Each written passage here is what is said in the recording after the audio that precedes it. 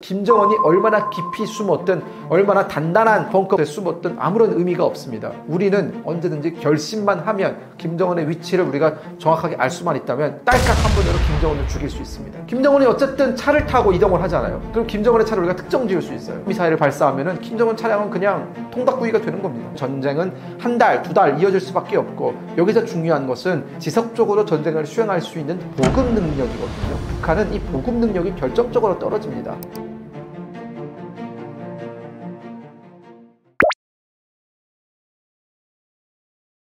우리가 상비 전력이라는 게 있고, 그리고 이제 재래식 전력이라는 게 있고요. 그리고 비대칭 전력이라는 게 있습니다. 비대칭 전력 면에서는 우리가 북한에 미치지 못합니다. 당연히 북한은 핵무기를 가지고 있기 때문에 비대칭 전력 면에서는 압도적인 차이를 가지고 있다라고 말씀을 드리겠고, 다만 재래식 전력 같은 경우에는 북한이 우리의 상대가 되지 못합니다. 물론 양적인 측면에서는 북한에 보유하고 있는 함선의 숫자라든가, 혹은 육군 탱크의 숫자라든가, 야포의 숫자라든가, 각종 어떤 탄도미사일의 숫자는 북한이 훨씬 많을지 모르겠지만, 질적으로 따졌을 때에는 북한이 우리의 발끝도 따라오지 못합니다. 일단 기본적으로 대한민국은 매우 현대적인 무기들을 다수 보유를 하고 있습니다. 해군, 공군, 육군별로 나눠서 좀 비교를 하면, 해군 같은 경우에는 북한이 지금 5,000톤급 이지스함 2척 만들어 놓고 떠들썩하게 자랑을 하고 있지만, 우리는 이미 10,000톤급의 세종대왕급 구축함 이지스함을 다량으로 보유를 하고 있고, 그 이외에도 문무대왕급이라든가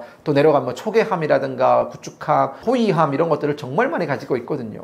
그리고 잠수함 같은 경우에도 전력상 잠수함, 북한은 약 70척의 잠수함을 보유하고 있지만 대부분이 상어급, 로미어급, 소련 시절 때 운영하던 잠수함이고, 우리는 독일이 직접 만들었던 잠수함 기술을 가져와서 우리식에 맞게 개발한 잠수함들이고, 대부분 다 신형이고, 3,000톤급 잠수함들도 우리가 지금 많이 만들어내고 있죠. 그렇기 때문에 잠수함 전력도 우리가 질적으로는 훨씬 북한을 앞서고 있다고 말씀을 드리겠고요. 공군은 더 비교가 안 됩니다. 우리는 F-15, F-15K, KF-16, 그리고 FA-50 경공격기, 그리고 가장 우리가 자랑할 수 있는 F-35B, 이런 스텔스기들을 정말 많이 가지고 있고, 조기 경보기도 우리는 4척이나 가지고 있고요. 그 밖에 다목적 폭격기 정말 많이 가지고 있습니다. 이런 질적인 면에서 북한은 우리를 따라올 수 없고, 북한이 보유하고 있는 최신 기종은 미그-29가 북한이 보유하고 있는 최신 기종인데, 이게 80년대 나온 비행기입니다. 그리고 그들이 가지고 있는 레이더도 단열 레이더라고 해가지고 우리가 가지고 있는 레이더 길이에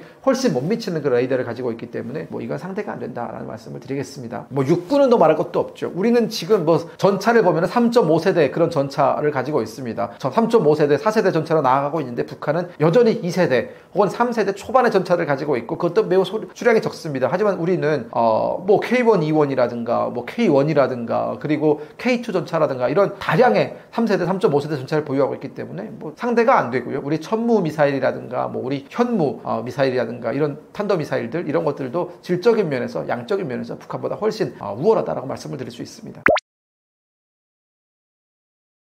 KF-11은 우리나라와 인도네시아가 공동으로 개발하고 있는 첫 국산 전투기죠. 아마 2016년부터는 순차적으로 공군에 배치가 될 예정이고, 이미 퇴역한 F-4 팬텀 같은 기종들 굉장히 오래되지 않았습니까? 팬텀 같은 경우에는 우리가 1960년도부터 사용을 했던 비행기인데, 그런 팬텀이나 F-5, 제공호 이런 비행기들이 이제 다 은퇴를 하면 그 자리를 메꿔줄 수 있는 매우 신형 기종이다라고 말씀을 드리겠고, 4.5세대 전투기입니다. 부분적 스텔스 기술이 들어가 있고요. 그리고 형상만 봤을 때에는 F-35와 F-22 랩터와 굉장히 유사한 형상을 가지고 있기 때문에 외형만 봤을 때도 굉장히 멋있는 비행기예요. 그러나 북한은 이런 것들을 만들어내지 못합니다. 만들어낼 능력이 없어요. 다만 북한은 최근에 무인기 개발에 좀 몰두를 하면서 미국이 보유하고 있는 마크 리퍼 같은 그런 무인 공격기, 무인 정찰기들을 그 외형만 본따서 북한이 보유를 하고 있는데, 저는 기본적으로 북한이 그런 기술이 과연 있을까? 이게 외형만 닮은 걸 만들어냈다고 해서 그게 과연 잘 뜰까?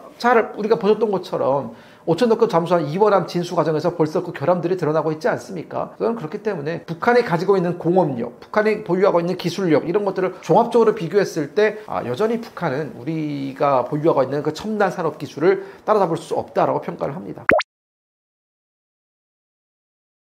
북한이 가장 두려워하고 있는 무기는 딱 두 가지입니다. 첫 번째는 현무 미사일입니다. 현무 지금 5가 공개가 얼마 전에 됐는데 그 현무 5의 탄두 중량이 7톤 정도가 된다라고 하죠. 7톤이면은 지금 전 세계가 보유하고 있는 재래식 탄두 중에서는 이게 가장 큰 중량입니다. 그리고 우리가 아직 공개를 하지 않았지만 현무 6, 현무 7이 이미 우리는 개발 완료가 되어 있다고 하는데 일각에서는 그런 얘기도 해요. 현무 6급 즉 탄두 중량이 11톤이 넘어가는 그런 미사일을 한 4개 정도를 묶어서 쏴버리게 되면 이건 전술 핵탄두 정도의 위력을 가지고 있다라는 것이고요. 현무 5가 북한에게 위협적인 이유는 이게 벙커 버스터의 역할을 한다는 겁니다. 지하 300m 깊이를 뚫고 들어가서 터지는데 그렇게 되면은 김정은이 묵고 있는 조선노동당 중앙당 청사 밑에 있는 그 김정은의 벙커를 순식간에 날려버리는 역할을 하거든요. 그리고 우리가 벙커 버스터를 쏠 때 어떻게 쏘냐면 한 발만 쏘지 않습니다. 한 10발 정도를 같은 곳에서 쏴요. 그러면 첫 번째 탄두가 들어갔을 때 한 300m 규모의 깊이를 날려버리죠. 그러면 그 두 번째 미사일은 600m, 그 세 번째 미사일은 또 900m 이렇게 계속적으로 파고듭니다. 즉 김정은이 얼마나 깊이 숨었든 얼마나 단단한 벙커 버스터에 숨었든 아무런 의미가 없습니다. 조금 더 우리 시청자분들이 이해하기 쉽게 말씀을 드리면 우리는 언제든지 결심만 하면 김정은의 위치를 우리가 정확하게 알 수만 있다면 딸깍 한 번으로 김정은을 죽일 수 있습니다. 우리는 그런 능력을 보유하고 있습니다. 그렇기 때문에 현무 5가 가지고 있는 능력은 탄두 중량도 의미가 있지만 이 벙커 버스터의 능력 그리고 매우 정밀한 타격을 할 수 있다는 것 그리고 이 현무 5는 굉장히 요격도 쉽지 않습니다. 회피 기력이라든가 종말 단계에서의 또 재상승 이런 기능들을 가지고 있기 때문에 북한이 보유하고 있는 방공 시스템으로는 우리 현무 5를 막아낼 수 없습니다. 그만큼 위력적인 미사일이죠. 두 번째는 F-35 스텔스기입니다. 스텔스기가 무서운 건 아무리 우리가 탐지 능력이 뛰어난 레이더들을 다수 보유하고 있고 사정거리가 긴 지대공 미사일을 보유를 하고 있다 하더라도 결국 중요한 것은 뭘 탐지를 해야 쏘죠. F-35A는 탐지가 안 됩니다. 이 레이더에 보면은 새 한 마리 크기만큼의 정도의 크기로 표시가 되거든요. 즉 헷갈리는 겁니다. 이게 새인지 비행기인지 뭔지 모르는 겁니다. 그렇기 때문에 우리는 언제든지 마음 먹고 F-35A의 타우로스 미사일 우리가 지금 독일로부터 타우로스 미사일을 대거 수입을 했는데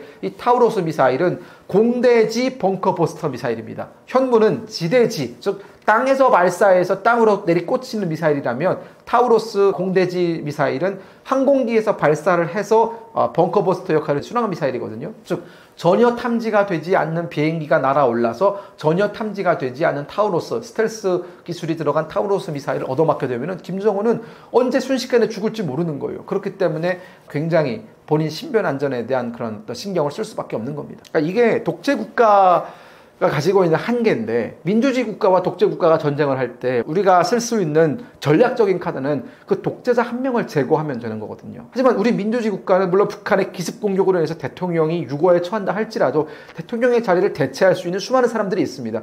우리는 민주적인 절차가 있기 때문에 언제든지 그 사람을 다시 뽑을 수도 있고 대행까지도 이어질 수 있습니다. 하지만 북한은 다르죠. 김정은이 사라지게 되면은 벙커버스터 여러 발 얻어맞고 김정은이 죽게 되면은 그 다음에 최고 지도자의 권위를 누가 가져가느냐가 굉장히 논란이 되기 때문에 우리는 독재자 한 사람만 제거하면 되는 겁니다. 그렇죠. 벙커버스터죠. 벙커버스터의 기능을 가지고 있는 타우로스 미사일도 김정은 입장에서는 매우 위협적입니다. 이게 김정은이 현지 지도를 많이 다니잖아요. 현지 시차를. 이 F-35A는 하늘에 떠 있어도 몰라요. 그리고 우리 그 피스아이라고 해서 조기 경보기가 있거든요. 피스아이가 저기 한 춘천쯤에 떠가지고 이렇게 북한을 바라보면 북한 전역을 감시할 수 있습니다. 그 말은 뭐냐? 김정은이 어쨌든 차를 타고 이동을 하잖아요. 그럼 김정은의 차를 우리가 특정 지을 수 있어요. 어디로 이동하는구나가 보입니다. 그 이동하는 차에다가 현무 미사일을 발사하면은 김정은 차량은 그냥 통닭구이가 되는 겁니다. 그게 무서운 거죠. 옛날처럼 우리가 차량에 폭탄을 설치하고 그럴 필요가 없습니다. 정말 말 그대로 딸깍 한 번이면 김정은을 죽일 수 있습니다. 전쟁을 진행하기 위해서 가장 중요한 것은 지속 능력입니다. 물론 단기간에 전쟁이 끝나게 된다면 그 지속 능력이 크게 부각되지 않겠지만 우리가 최근에 전쟁 양상을 봤을 때 아무리 가진 화력을 한 번에 쏟아붓는다 하더라도 그것이 다 들어맞는다는 보장도 없는 것이고요. 단기간에 전쟁이 끝나지 않습니다. 저는 한국 전쟁이 다시 발발한다 하더라도 그것은 단기간에 끝나기 어려울 거라고 보고 있고요. 결국 단기간 일주일 만에 끝나지 않는다면 전쟁은 한 달, 두 달 이어질 수밖에 없고 여기서 중요한 것은 지속적으로 전쟁을 수행할 수 있는 보급 능력이거든요. 북한은 이 보급 능력이 결정적으로 떨어집니다. 현재 북한이 보유하고 있는 보급 물자 가운데서 가장 심각하게 북한이 걱정을 하는 게 유류거든요. 탱크를 이동시키려고 해도 기름이 필요하고 항공기를 띄우려고 해도 기름이 필요합니다. 이 북한은 기름 한 방울 안 나오는 나라이기 때문에 이 기름을 다른 나라에서 가져오는 게 정말 중요하거든요. 그런 생각을 해보십시오. 우리나라도 전략가 전술이 있어요. 북한이 취약한 지점을 알고 있습니다. 그럼 전쟁이 발발하게 되면 우리는 그 유류 저장고부터 날려버릴 겁니다. 대한민국 국군은요, 북한이 어디에 어느 깊이에 유류를 저장하고 있는지 다 알고 있습니다. 그 유류 저장고를 한 번에 날려버리게 되면 북한은 일주일도 전쟁을 수행할 수 없습니다. 그럼 그게 문제가 되는 것이죠. 지금 우크라이나와 러시아 전쟁에서 우크라이나 드론들이 러시아 후방에 있는 유류 저장고라든가 뭐 보급물자 기지라든가 이런 것들을 계속 때리는 이유가 뭡니까? 그렇게 때리면 아무리 물자가 많은 러시아라 할지라도 그 보급물자가 공격을 받게 되면 다시 그것을 채워넣는 데에는 한 달에서 두 달의 시간이 걸리거든요. 한 달에서 두 달의 시간 동안 공격력이 약해지기 때문에 그동안에 반격을 꾀할 수 있는 겁니다. 적의 보급 능력을 약화시키는 건 무엇보다 중요한데 우리나라는요 정말 많은 항구와 정말 많은 공항을 가지고 있습니다. 그리고 이 항구와 공항은 잘 보호되어 있죠. 그렇기 때문에 전쟁이 일어나다 우리는 외부로부터 보급물자를 다 이렇게 받을 수 있습니다. 하지만 북한이 보유하는 항구는 7개가 되지 않아요. 이 7개의 항구를 우리가 무력화시키면 북한은 보급을 받을 수 없습니다. 압록강과 두만강을 오가는 철교는 2개밖에 없습니다. 이 철교를 우리가 미사일을 쏴서 무너뜨리면 북한은 보급물자를 받을 수 없습니다. 그러면 북한은 비축되어 있는 보급물자를 가지고 전쟁을 치러야 되는데 그 비축되어 있는 보급물자가 어디에 위치해 있는지 우리는 다 알고 있습니다. 한미의 어떤 그 감시 자산은 정말 뛰어나거든요. 그렇기 때문에 북한은 전쟁을 지속할 능력이 안 됩니다. 지금 국정원장 내정자가 이종석 노무현 정부 때 통일부 장관을 지내셨던 분이고 이분이 굉장히 북한의 김정은의 우호적인 분입니다. 정확히 그렇게 말씀을 드릴 수 있는 여러 가지 과거의 발언들이 있기 때문에 그렇게 평가를 하는 것이고요. 지금 보면은 뭐 차기 통일부 장관이나 이런 뭐 진영이 갖춰져 봐야 알겠지만 문재인 정부 때 시도했던 이 북한과의 대화를 다시 지속할 가능성이 있습니다. 왜냐하면 항상 진보 정부들은 이 북한과의 대화, 북한과의 협력을 통해서 뭔가 이벤트를 만들어내고 그 이벤트가 지지율에 도움이 됐었거든요. 지지율을 위해서는 무엇도 할 수 있는 정치인들이기 때문에 북한과의 관계 개선에 나설 가능성이 상당히 높습니다. 저는 그러나 한 가지 당부드리고 싶은 것은 북한과의 대화를 잘 한다고 해서 북한과의 관계가 일시적으로 좋아진다고 해서 북한의 근본적인 태도 변화를 이끌어내는 것은 모두가 다 실패를 했습니다. 우리가 북한과의 관계가 가장 좋았던 김대중 정부 때 북한은 심지어 우리나라에서 월드컵이 진행되고 있던 2002년에 연평해전을 일으켰고 그 의도적인 도발을 통해서 6명의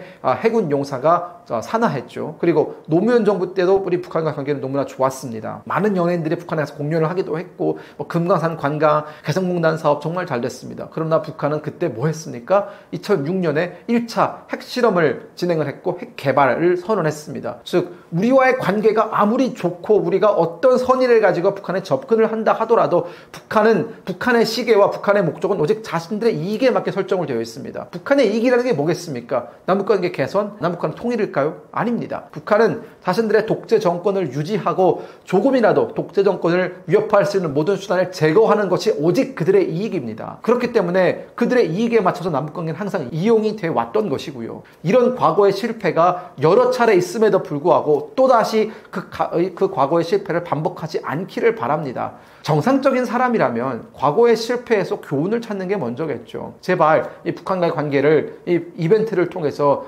단지 한 1년, 2년간의 관계가 좋아진다고 해서 그것이 남북관계에 마치 궁극적인 변화가 일어난 것처럼 국민을 호도하지 않기를 바랍니다. 지금 우리에게 필요한 것은 북한의 독재 정권의 그 본 모습을 직시하는 것이고 그들이 대한민국의 안보를 위협하지 않도록 하는 것이고 그들이 북한 주민에 대한 인권 탄압을 멈추라고 말을 하는 것이 정상적인 민주주의 국가의 모습입니다.